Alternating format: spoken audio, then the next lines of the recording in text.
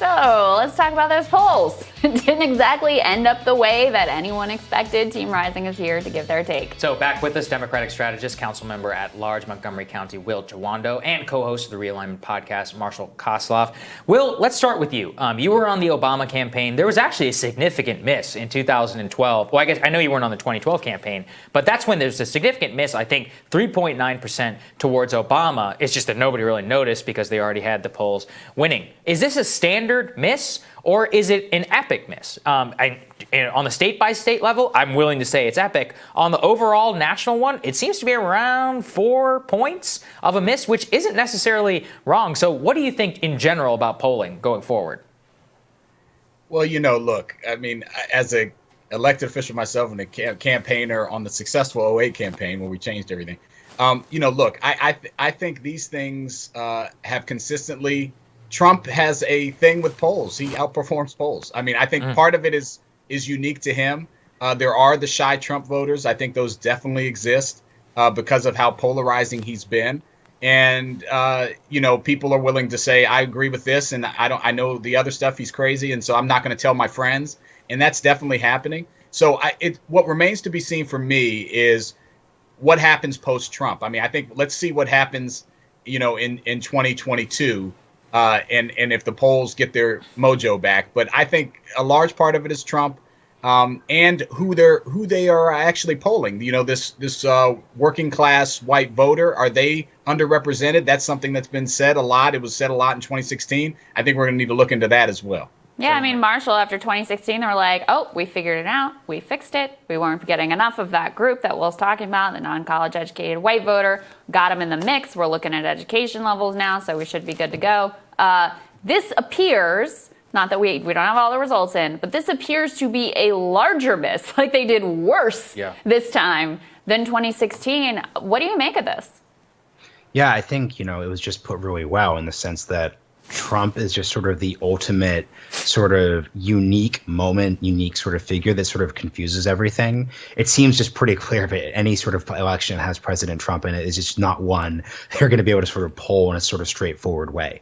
I would basically just not approach polls as just being utterly certain. And this was also noted as well, too, if we're actually looking at the way the campaigns are holding things, both campaigns were sort of privately stressing that the polls were not, in terms of their internals, looking as much of a blowout as we were sort of seeing in those sort of like wider public ones. So I think that should be kept in mind as well, too. You just really just can't be arrogant in either direction about these things. I just think that's so fascinating. And this is actually, Will, let me ask you about this, which is that my increasing feeling is that as you have candidates who are more like Trump and who are more like Bernie, who don't track onto the traditional political system of the last 30 or 40 years, you're simply just not going to be able to poll it as well because they fall across too many different lines. And that how we think about polling and more until there's a real adjustment for it, I don't know if we should believe them for a long time. What do you think?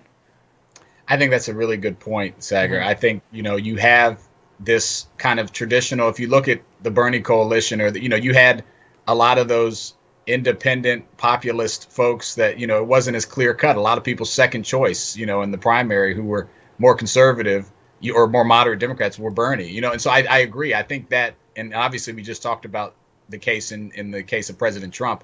I think we're going to have to get different instruments. We're going to have to look at it. The internals, though, I agree with my colleague here that the campaigns were always saying to me on the Democratic side, and I'm sure on the Republican side, that this is a lot closer than we think, than the media is portraying. Because when you take the averages of all the polls and you do that whole thing, some of the polls are likely voters, some are registered, some different sample sizes. So you're going to get this mix that it wasn't representative. So I think it's a combination of things. We need better instruments, but you're right. We're going to have to resettle in because the ideological lines are shifting.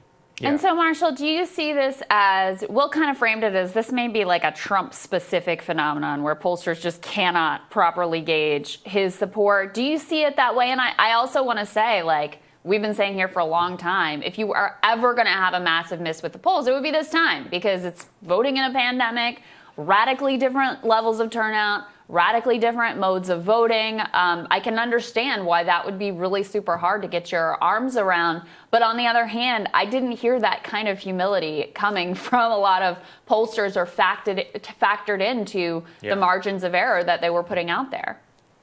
Yeah, I totally agree with that. I just think that we should recognize that both from a personality perspective and from a sort of like broad polling of coronavirus thing, it's harder. It would seem to be impossible to actually have completely accurate polls here. But I think we should be really precise, though, because the polls did indicate, and once again, it looks to me as if Biden will pull this off. The polls did obviously indicate that Biden was going to win. Right. The Senate's obviously more complicated, but this is the first time in my lifetime, Sagar, your lifetime as well, that an incumbent president has lost re-election. So I don't think that we should just sort of say the takeaway isn't throw away the polls, because I think there are a lot of Republicans, but you and I both know, Sagar, who are talking about how the polls were just 100% wrong. This is true. 1980. So I think that was sort of definitely true, which is what I would basically do. And Crystal, I like how you brought up the margin of error. From now on, I'm just going to expand the margin of error from 3 points to 6 points. And guess what? With Biden up at 11, this still fits within a win for him, given that framework. Yeah, I mean, it basically drops down to a +4, +5. So, relatively within the margin. Still,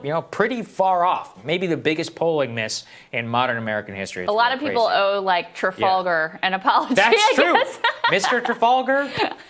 Yeah. All right. Okay, guys. Thank you. Thanks, guys. Great to have you both. Thanks.